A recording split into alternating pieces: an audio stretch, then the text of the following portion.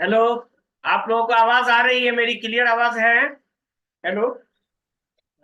Yes sir. ठीक है। तो चलिए बगैर रुके हुए हम ये शेयर करते हैं।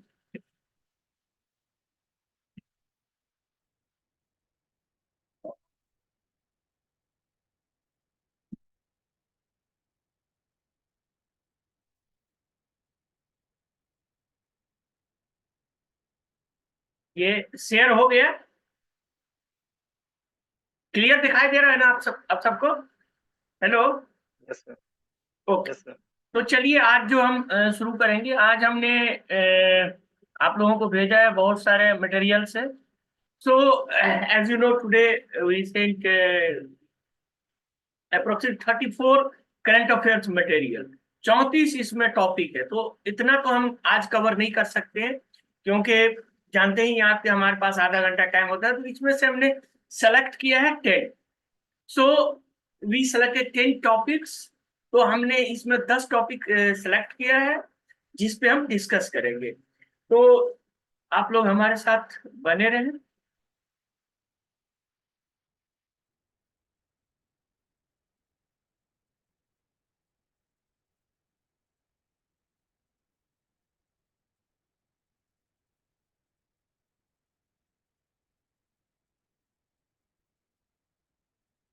तो आज का जो टॉपिक है, तो मई 2023। So today we will discuss the course current affairs related to May 2023। Number one, largest interplanetary spacecraft. So we see what is the largest interplanetary spacecraft. Another is a space station with artificial gravity. So basically today's space station, जो आज का space station आप देखते हैं उसमें gravity नहीं है, micro gravity है। लेकिन अब जो नया इसका सक्सेसर होगा उसमें आर्टिफिशियल ग्रेविटी होगा। Another is first ever mapping of human gut virus. So it is the first map of the human gut virus. तो ह्यूमन के गट में मतलब जो पाया जाता है वो वायरस का पहली बार जो है पूरी तरह से एक एटलस जारी किया गया है, मैपिंग जारी किया गया है। ये काफी इंपॉर्टेंट होगा डिजीज कंट्रोल के लिए और ड्रग्स डेवलपमेंट के लिए। Another is the moons newly confirmed interior structure. तो चांद जो है उसके इंटरनल स्ट्रक्चर को पूरी तरह से कंफर्म साइंटिस्ट किया है। इस काम में उन्हें 50 साल का वक्त लगा। अनदर इज ईसा वियोग टू 2050 ऑफ लीसा मैक्स। तो हम लोग ये भी जानेंगे कि आखिर लीसा मैक्स ये है क्या। तो लीसा मैक्स को भी हम लोग देखेंगे। चूंकि आपको पता ही है कि इससे पहले लीसा के बारे में यूपीएससी में पूछ चुका है question.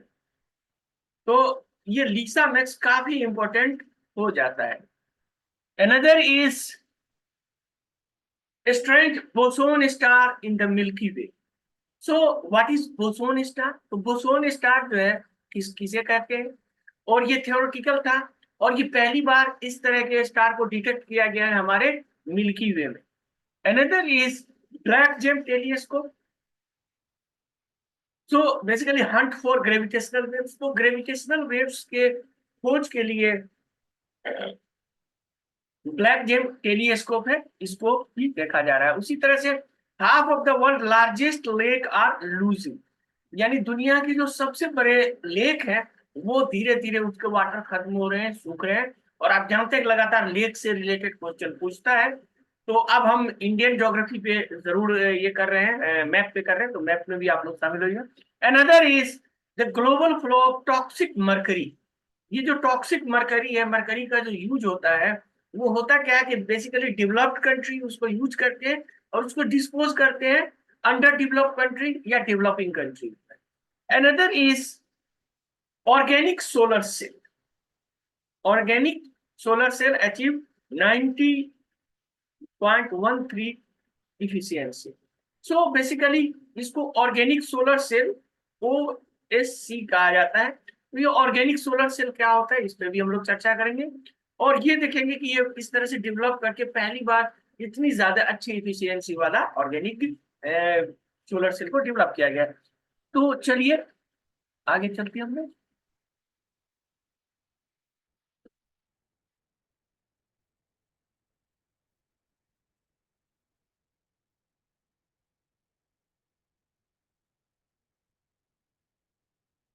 Largest interplanetary spacecraft. So basically, distant, distant for the Jupiter icy moon Europa.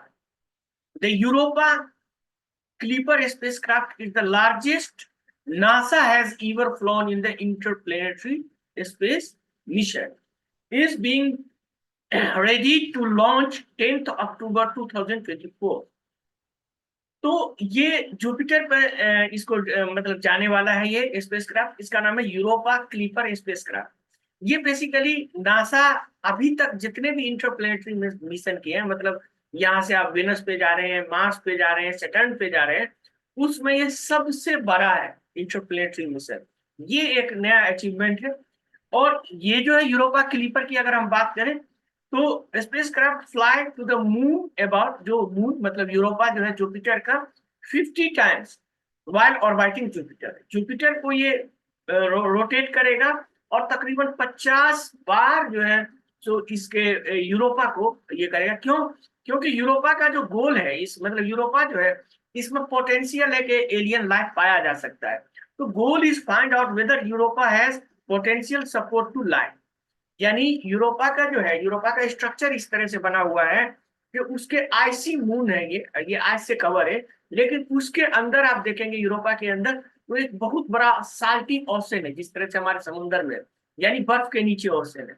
तो ये पता लगाने की कोशिश करेगा कि इसके अंदर का केमिस्ट्री क्या है, इसके अंदर का जो आगे का जियोलॉजिकल फीचर क्या है इस पे, ताकि इन फ्यूचर में, चूंकि ये 1930 तक काम करेगा और 2030 तक, और 2030 के बाद इसमें ये किया जाएगा कि यहाँ पे एक रोबो को लैंड किया जाएगा, यानी लैंडर भेजा जाएगा।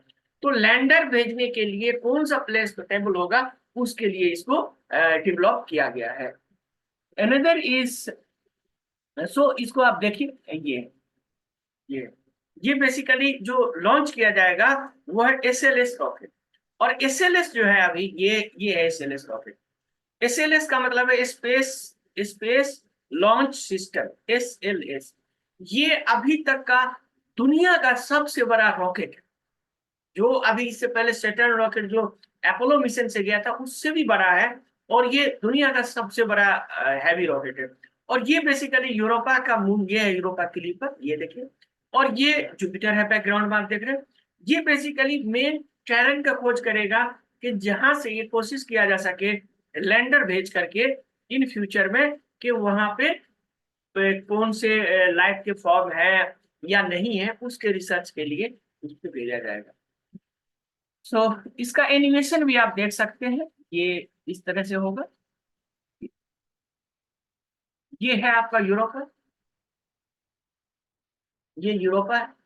और इसको बेसिकली ये कवर करेगा। और ये आप देखेंगे तो ये है यूरोपा क्लिपर। ये यूरोपा क्लिपर इसके पूरा इसको स्कैन करेगा, देखेगा कि कौन से टेरेन है जिस पे ये लैंड कर सकता है, और ये ऑर्बिटिंग करेगा तकरीबन आप देखेंगे तो 50 टाइम्स इसको, यूरोपा को। और ये फाइनली जो आप देखेंगे कि ये जुपिटर के लिए भेजा गया है। ये आप देख रहे हैं ये जुपिटर है और जुपिटर का, तो ये यूरोपा क्लिपर है। अब आगे चलते हैं। Let's we move forward and see another space station with artificial gravity. एक स्पेस स्टेशन ऐसा बना है जो आर्टिफिशियल ग्रेविटी है इसमें। तो अगर हम इसमें देखें, the International Space Station is nearing to end its service, while NASA and its partners have committed to keeping it operational till 2030. Plans are already in place, successor space station that will carry on the ISS legation. तो अब जानते हैं कि ISS जो है international Space station, ये काफी important हो जाता है। बहुत सारे साइंटिफिक रिसर्च किए हैं, मेडिसिन में किए हैं, डिफरेंट लाइफ फॉर्म में बहुत तरह की चीज का इन्होंने डिस्कवरी किया है, बहुत सारी चीज का इसमें रिसर्च हुआ है। तो इसको कोशिश ये नासा कर रहा है कि 2030 तक इसको हम रखें, लेकिन 2030 से पहले इसका सक्सेसर को तैयार करना भी जरूरी है। इसके लिए जो टास्क दिया गया था वो टास्क दिया गया है एयरबस कंपनी को, और इसको हम देखें आगे। तो एयरबस कंपनी ने जो रॉकेट ये बनाया है मॉड्यूल, वो है मल्टीपर्पस ऑर्बिटल मॉड्यूल या एमपीओपी। तो इसको एमपीओपी कहा जाता है, मल्टीपर्पस ऑर्बिटल मॉड्यूल ये कहा जाता है। In a recently released video, a company detailed its proposal multi-purpose orbital module और एमपीओपी called Airbus Loop। इसको एयरबस लूप भी कहा जाता है, क्योंकि एयरबस कंपनी बना रहा है तो इसको एयरबस लूप भी कहा जाता है। आप जानते ही हैं, इंडिया से लेके अमेरिका तक सभी ने अब क्या किया है, स्पेस एक्सप्लोरेशन को खोल दिया है प्राइवेट सेक्टर के लिए।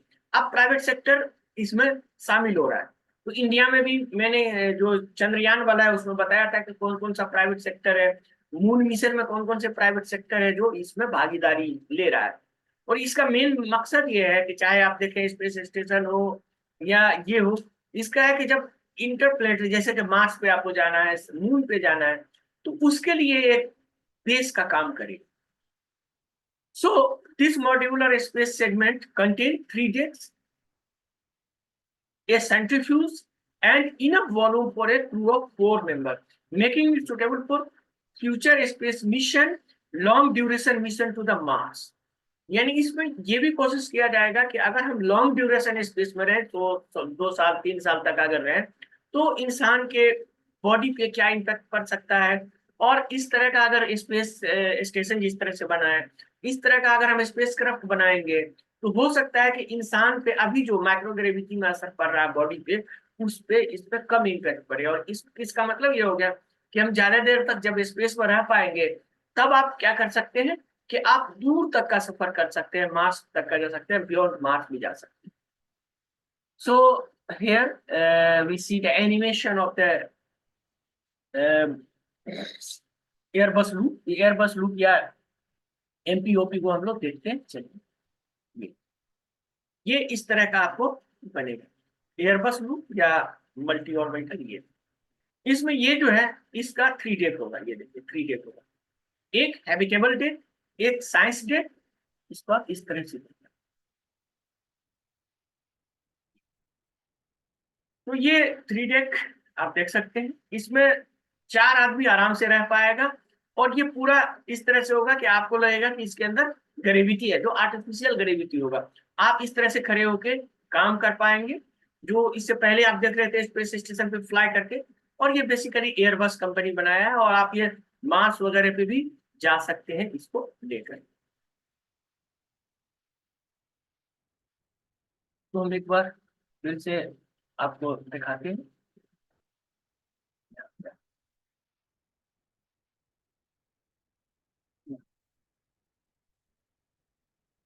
ये 3 होगा, यहाँ पे आप देखिए ये 3 डेक। यहाँ पे आपका हैबिटेशन देखोगा, जिसमें विभिन्न तरह के पौधे वगैरह को ये करके दिया जाएगा, किस तरह से हैबिटेबल वहां कुछ हो सकता है।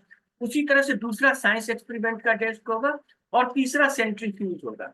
सेंट्रीफ्यूज जो होगा बेसिकली वही उसी से ग्रेविटी, आर्टिफिशियल ग्रेविटी पैदा किया जाएगा।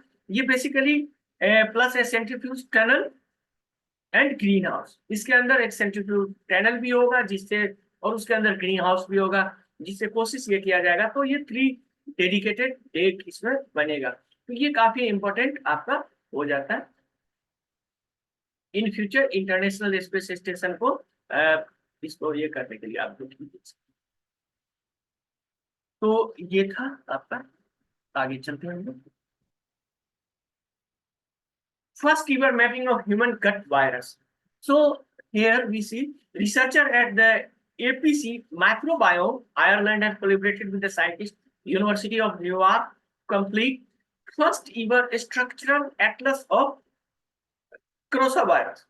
Crosavirus, also referred as Crosivirus bacteriophage, basically crest-like phase। तो ये जो है बेसिकली क्रसा वायरस, इसका पहली बार पूरा एटलस जारी किया गया। It is the most abundant group virus present in the human gut, which can play an important role shaping the microbiome, basically implementing health and disease. तो ये जो ह्यूमन का माइक्रोबायोम है, बेसिकली माइक्रोबायोम जो होता है, जैसे एक हम लोग बायोम पढ़ते हैं इसमें इन्वायरमेंट में, और ये माइक्रोबायोम जो होता है ये काफी जो छोटे छोटे ऑर्गेनिज्म है, जैसे कि वायरस है, बैक्टीरिया है, उसका जो एक अपना ही इकोसिस्टम होता है उसके अंदर माइक्रोबायोम, उसके लिए काफी इंपॉर्टेंट रोल अदा करता है। तो इसमें हम देखेंगे ये काफी इंपॉर्टेंट होगा हेल्थ और डिजीज, यानी डिजीज के लिए ड्रग डेवलपमेंट करने में, हेल्थ में, क्योंकि आपके पास अब पूरा एटलस मौजूद होगा ह्यूमन गट वायरस का। कौन सा वायरस है? क्रचा वायरस। तो आपको पीटी में ये तैयार रखना है कि फर्स्ट इवर ह्यूमन मैपिंग हुआ है, यानी एटलस जारी किया गया है किस वायरस का? तो गट वायरस का। अगर गट वायरस का नाम भी पूछ रहा है तो आप दे रहे हैं क्रेसा वायरस। तो ये काफी इंपॉर्टेंट हुआ है, आपको ये सारी चीजें पीडीएफ में हमने दे दिया। Moon's newly confirm interior structure. So if you see, after more than 50 years, scientists finally confirmed that moon has a solid inner core, like just like Earth. तो वो हुआ क्या है कि ये पहली बार 50 साल के जो पुराने डाटा है, क्योंकि हम जानते हैं कि चांद पे गए हुए 50 साल के आसपास होने वाला है तकरीबन। 1969 के बाद से 1972 में लास्ट मून मिशन था। तो इस मून मिशन के बाद आप जानते हैं कि 50 साल हो गए, और उसके डेटा को अभी भी, जो अपोलो मिशन के डेटा थे, उसको अभी भी स्टडी करके बहुत सारे रिसर्च जारी किए गए हैं। तो उसी में the new study, so the new study has confirmed that dense inner core exists, basically using the detailed computer model built geological data from Apollo program and NASA grill mission. तो ये NASA grill mission और Apollo programme जो हुआ था, उस Apollo programme और grill mission के data से कंप्यूटर, चूंकि आप जानते हैं जो 50 साल पहले कंप्यूटर था और आज के कंप्यूटर में हजारों गुना तेजी आ गई है और हजारों गुना एक्यूरेसी आ गई है। तो आपके कंप्यूटर उस डेटा का यूज करके काफी अच्छा रिजल्ट दिया, और इसके बाद पहली बार 50 साल के बाद कंफर्म हुआ कि जस्ट लाइक अर्थ की तरह उसके पास भी क्रस्ट है, मेंटल है, आउटर कोर है, इनर कोर है। आउटर कोर लिक्विड है, इनर कोर सॉलिड है। तो इनर कोर जो सॉलिड है उसका पहली बार कंफर्मेशन हुआ है। तो आप इस तरह से देख सकते हैं। तो पहली बार सबसे पहले हम लोग देखेंगे कि ग्रिल मिशन क्या है। जो ग्रिल मिशन यूज किया गया था, क्योंकि ग्रिल मिशन पे मैंने आप लोगों को क्वेश्चन भी दिया था, क्वेश्चन ऑफ द डे जो दिया था मैंने, और आप लोग लगातार बना भी रहे। तो grill mission, so NASA gravity recovery and interior laboratory grill, gravity recovery and interior laboratory grill. So grill mission is flow twin spacecraft Eve and Flow in tandem around the moon to map the variation in the lunar gravitational field. The probe generated the highest resolution gravity map. So highest resolution gravity map any celestial body till date. तो अभी तक कोई भी, जितने भी खगोलीय body है, चाहे मंगल ग्रह हो, कोई भी हो, उसका सबसे बेस्ट जो अभी तक हाईएस्ट रिजोल्यूशन का जो ग्रेविटी मैप है वो ग्रिल मिशन द्वारा बनाया गया है, और ये चांद का बनाया गया है। तो ये मैप, बेसिकली ये मैप काफी इंपॉर्टेंट हो जाएगा इन फ्यूचर मून बेस के लिए, कि कहाँ किस तरह से जियोलॉजिक ऐसा रिजम्बलेंस है जो हमारे अर्थ के तरह से, वहां पे हम क्या रह सकते हैं या नहीं रह सकते हैं। तो ये काफी इंपॉर्टेंट है ग्रिल। इसको हम ये फिगर में देख लेंगे किस तरह से इन्होंने किया है। तो ये देखिए, ये बेसिकली ग्रिल मिशन के बाद जो सैटेलाइट के डेटा थे, और ये ग्रिल मिशन था जो अपोलो मिशन में था। ये दो ट्विन सैटेलाइट था, इप और फ्लो। ये इप और फ्लो दोनों सैटेलाइट था। दोनों जब स्टडी किया तो स्टडी करने के बाद इंटेंसली इसको क्रेस्ट कर दिया गया था, और क्रेस्ट करने के बाद भी बहुत सारे डेटा आया। तो अब जो हमारा मून है, वो मून भी जस्ट लाइक आप देखिए न्यूली कंफर्म इंटीरियर स्ट्रक्चर। तो अब इस तरह से जो नया स्ट्रक्चर मून का है वो आपके सामने आता है। showing the thin crust is very thin. If you see here, very thick mantle is very thick, thicker than earth, very thick mantle, and mantle core interface, see here, it is mantle core interface, and another liquid outer core, This is liquid outer core. This is mental core interface, low viscosity area. This area, this is very thick mental, and this is solid inner core. This is solid inner core. So this is the moon internal structure. ESA Wave and 2050 and LISA Max. So basically, the first detection of gravitational wave, as you know, basically researcher at the Laser Interferometer Gravitational Wave Observatory, in short we call LIGO, in 2015, triggered the revolution in the astronomy. The research of gravitational wave gained pace after the introduction of the next generation observation, like the Laser Interferometer Space Antenna LISA. तो अब आप देखेंगे, अगर आपने UPSC का back year का previous year का question बनाया होगा पीटी का, तो आप जानते होंगे इसमें। तो इसमें आप देखिए कि ग्रेविटेशनल वेव्स जो था उसका लीगो 2015 में ये लीगो आपका किया था, और ये 2015 का लीगो के बाद आप देखेंगे तो लीसा। अब ये देखिए, लीगो भी 2018 में क्वेश्चन पूछा आपका यूपीएससी, और लीसा के बारे में 2020 में पूछा है, 21 में पूछा है। तो अब आप देख लीजिए कि इस तरह के क्वेश्चन आपके आते हैं। और अब जो आएगा इसके बारे में हम लोग जानते हैं लीसा मैक्स के बारे में। ये लीसा है, आप देख लीजिए यहाँ पे। तो artist impression of the laser information LISA. अब इसको देखेंगे हम लोग, तो LISA max is basically detect gravitational waves at lower frequencies. LISA can do what then LISA can do. So LISA Max is very efficient than LISA. So LISA Max spacecraft placed close to the triangular Lagrange point in the Sun-Earth system, which gives the detector an arm length of 250 million kilometers. In contrast, if you see the comparison of 2.5 million kilometer of the LISA. तो ये लीसा से काफी इसका बड़ा आपको arm होगा और ये सारी चीजें होगा। तो ये सारी आप देख सकते हैं, ये लीसा मैक्स है। आगे हम लोग देखेंगे बोसोन स्टार के बारे में। Boson star, Milky Way. तो basically astronomer claim sun like star orbiting a small black hole might actually indication of something more exotic, basically a boson star. What is boson star? Basically boson star is composed of entirely of dark matter. तो ये boson star जो है ये पूरी तरह से dark matter से बना हुआ होता है। तो what are boson star? So if you see, boson star are consequences of the hypothetical form of the dark matter. Basically boson star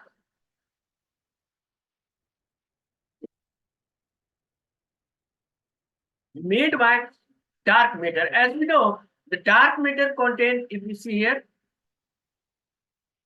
dark matter comprises 80% of the mass of every galaxy, and it's made of some kind of the particle that so far elude the modern physics, basically boson. So basically boson stars are made by boson. Basically it is the dark matter. So see here, it is the merger of two boson stars, and maybe the first boson star detected in our Milky Way galaxy. Black gem के लिए scope है Hunt for gravitational waves. तो ये black gem के लिए scope है, ये scanning किया है, और ये basically precisely Hunt down the gravitational wave sources using visible light. ये विजिबल लाइट को ये करने के लिए डिटेक्ट किया जाएगा। और ये बेसिकली आप देखेंगे तो ये विजिबल ग्रेविटेशनल वेव्स और विजिबल लाइट दोनों को इसलिए यूज किया जाएगा कि ग्रेविटेशनल वेव्स को जो हम डिटेक्ट करते हैं तो वो ठीक है, जिस तरह से सुनते हैं कोई चीज की आवाज कहाँ से आ रही है, लेकिन वो आवाज कहाँ से आ रही है ये देखना जरूरी होता है। और ये देखने के लिए ग्रेविटेशनल वेव्स जो है वो विजिबल लाइट का यूज करेगा ब्लैक जेम से। ये ब्लैक जेम है, बेसिकली ये किया गया है ला सिला ऑब्जर्वेटरी, आटाकामा डिजर्ट जो है आप जानते हैं, वहां पे इसको इंस्टॉल किया गया है इस तरह से। Half of the world largest lake losing water. तो आधा जो है जो हमारा लार्जेस्ट लेक है वो यूज कर रहा है। बेसिकली इसमें आप देखेंगे तो 3 डिकेड का ये डेटा है, and both human and climate drivers इसके लिए इम्पोर्टेंट जिम्मेदार है। So finding of the research, so basically result show 53% of the lake globally experience decline in water storage. Another is, if you see, majority of the global lakes are shrinking, but 24% of the lake saw increase in the water. And basically, these are underpopulated area, basically in the inner Tibetan region, plateau, northern Great Plain, and northern America. Basically, area with new reservoir such as Yangtze, Mekong, and Nile River basin. तो इसमें ज्यादातर यह है कि 53% lake जो है वो अपने वाटर को लूज कर रहे हैं, खो रहे हैं। लेकिन इसी रिसर्च में यह भी पता चला कि दुनिया के 24% जो लेक है उसके वाटर इंक्रीज हो रहे हैं। वो लेक है जहाँ आबादी बहुत कम है या अंडर पॉपुलेटेड है, जैसे कि तिब्बत को आप देख लें। उसी तरह से great northern plate, north America का जो कनाडा साइड में आप देख लें, नॉर्थ अमेरिकन, इसमें वहां पे है। उसी तरह से आप देखें तो यांगजी, मेकोंग और नील रिवर के बेसिन में आपको इस तरह से मिलते हैं जहां इंक्रीज कर रहा है। लेकिन मोस्ट ऑफ द जो वाटर है दुनिया के लेक का वो श्रिंकिंग कर रहा है। तो ये भी काफी इंपॉर्टेंट है। आगे चलते हैं हम लोग। ये देखिए, ये बेसिकली जो है साल्टन सी लेक है। ये आप देख सकते हैं, ये साउदर्न कैलिफोर्निया में। बेसिकली ये जेमिनी 5 स्पेसक्राफ्ट से लिया गया फोटो है। तो इस तरह से ये देखिए, ये अभी इतना है, और ये जो पहले था ये था, ये पूरा लेक था। तो इस तरह से आप देखिए ये श्रिंक हो गया। तो ये इस तरह के 50% जो है, more than 50% means 53% according to research, lake जो है वो श्रिंक कर रहे हैं। तो ये रिसर्च आपको पीडीएफ में मिला हुआ है, तो आप जरूर इसको पीडीएफ में देख लेंगे। Another is global flow of toxic mercury. Basically ये ह्यूमन हेल्थ को किस तरह से इम्पैक्ट करता है इसको भी हम लोग देखेंगे। तो half of the mercury expose come from the mercury embedded in global trade. तो बेसिकली ग्लोबल ट्रेड जो होता है उससे, यानी जो डेवलप कंट्री है वो डेवलपिंग कंट्री में ट्रेड करता है। चाइना आप देख लें, अफ्रीका देख लें, तो वहां होता है, वहां इसको डिस्पोज किया जाता है। और इसमें ये मरकरी का जो टॉक्सिक मेटल है, आप जानते हैं, ये बेसिकली न्यूरोटॉक्सिक है, और ये आपके ह्यूमन हेल्थ को इम्पैक्ट करता है। यानी ये न्यूरोटॉक्सिक आपके ह्यूमन हेल्थ को